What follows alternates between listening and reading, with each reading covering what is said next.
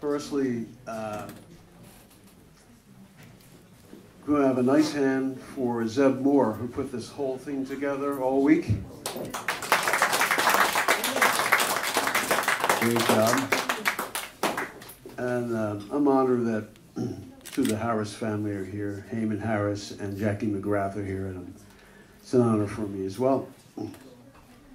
Just briefly, I'd like to mention Richard Harris's best friend and confidant and inspiration is a man named Terry James, who was very involved in Richard's life and his career, and beyond his career extended his friendship. When in need for anything, Terry James was not a fair, let's say he wasn't a sunshine patriot, okay? He was there all the time, whatever, any hour of the day, any problem, Terry James was turned to because he could be trusted. And a big thing with Richard Harris, of course, was trust.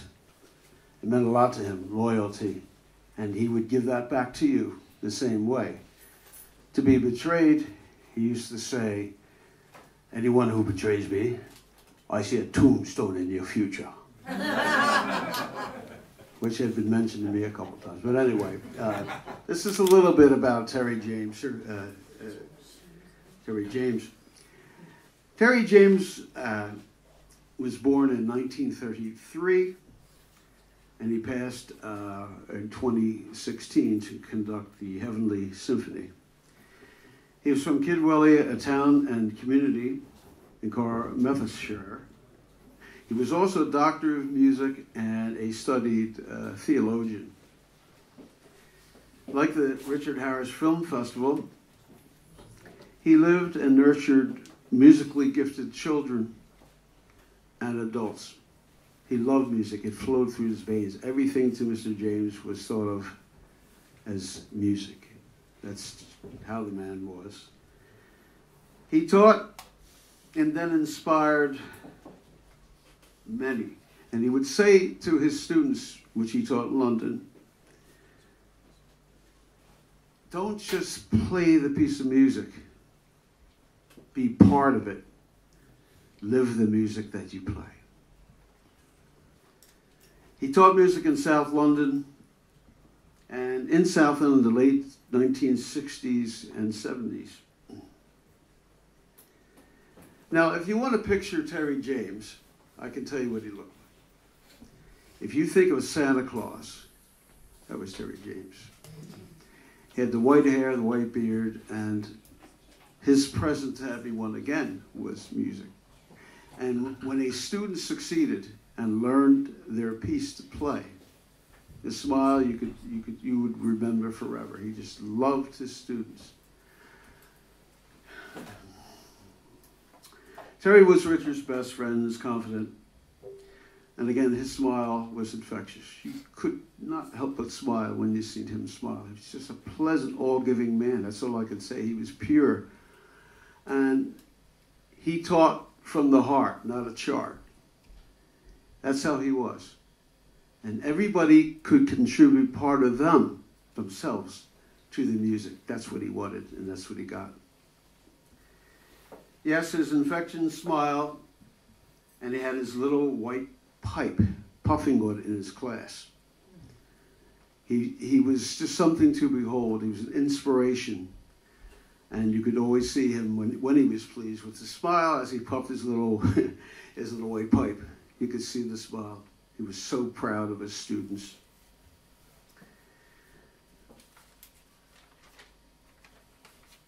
As I mentioned, Terry James was, Dr. Terry James actually, was Richard's best friend and his confidant.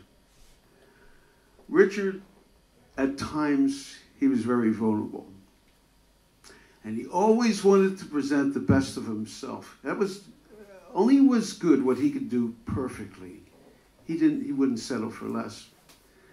So at times he would say to Terry, am I good? Am I really good? Do I follow the music correctly? Am I okay? I'm very nervous about it because sometimes I find I'm being followed, and it's usually by the orchestra. So Terry would say to him, you're fine, Richard. Sing. Don't think about it. Just be yourself. Put it out there. Put the Richard Harris out there, the performer, the perfectionist out there. Just don't worry. Do it. And he appreciated it very much. Terry was around Richard most of the time, and it was much appreciated. Terry, some of his compliments, he conducted the Welsh Symphony. A beautiful recording was called A Welsh Mining Valley in Soul, which just captures the essence of Wales. Beautiful piece. If you don't know this, he also created the music for Jonathan Livingston Seagull. And if you heard the recording or tape, CD, what have you, it's just beautiful music which goes appropriately with that piece. He wrote that. He also did music for I and the Membership on My Days, which was Richard's poetry, put to music, and if you're able to find that, it's absolutely beautiful. And it is available, so Richard and his sons and Terry are on that recording. Of course, he conducted Camelot. When Richard did his tour all over the world, Terry James conducted. Richard's film, Echoes of a Summer, he wrote the music for that. Fine film with Jodie Foster. Also, Terry was approached to do music for a film, Freedom Road, which starred Chris Christopherson and Muhammad Ali. A bold soundtrack, very good, if you've not seen the film. In 1997, Terry was nominated for a Joseph Jefferson Award for musical direction for Kismet, which was held over in Chicago. He conducted music for Richard's production. We had put on a production to raise money for a scholarship fund for Julius Caesar. And he created some original music for that. And by the way, Richard got the best out of his students for that production. He taught the class, actually, in Scranton University. And the students were overwhelmed. He took the time with every student in that production to create their part. He took every part. He would work with the student to make sure they got the best, and it was a very, very good production. And, you know, to Jared, Jamie, and Damien, he was an uncle, he was a confidant, a surrogate parent, so to speak. Richard's work, of course, often took him to faraway places for long periods of time for filming. So he would spend his time with them and reassure them and be there whenever they needed. Again, Santa Claus. He would bring that joy to the boys when Dad was away. When Jared was visiting London, Terry James became very ill. It was harder for him to do what he wanted to do. So Jared, when he came to London, he would take that 4-hour train ride to Wales and spend as much time as he could with Terry James. He was not, I would say that he was a relative, not just a friend to the family. Excuse me. Everybody loved Terry. He supported everybody that loved him and would be there no matter what the cost for the Harris family.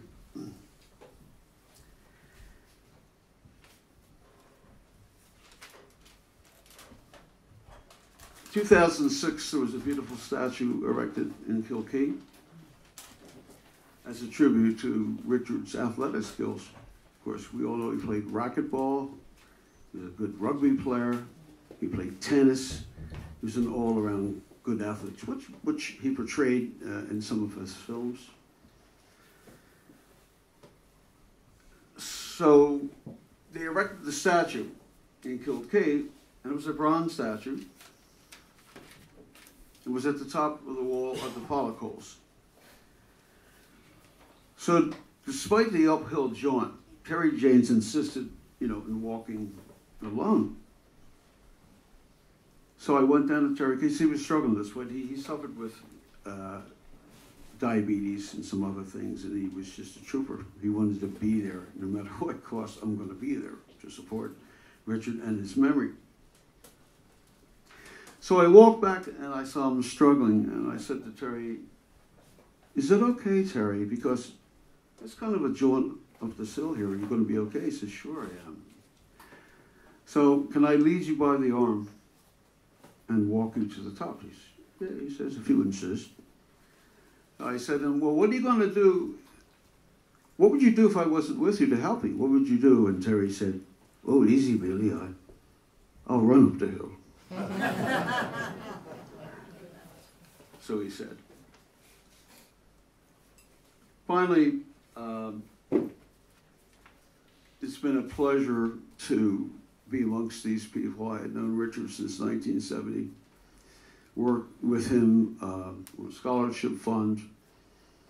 And two quick stories, I guess I'll tell you if I'm allowed to watch the language for a minute. But he was the kind of person that,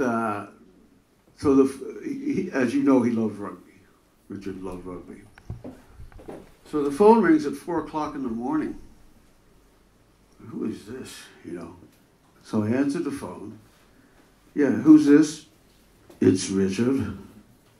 "What are you doing, Bill?" I said, "I was trying to sleep, actually, Richard." "Well, you come to New York tomorrow. We have things to discuss.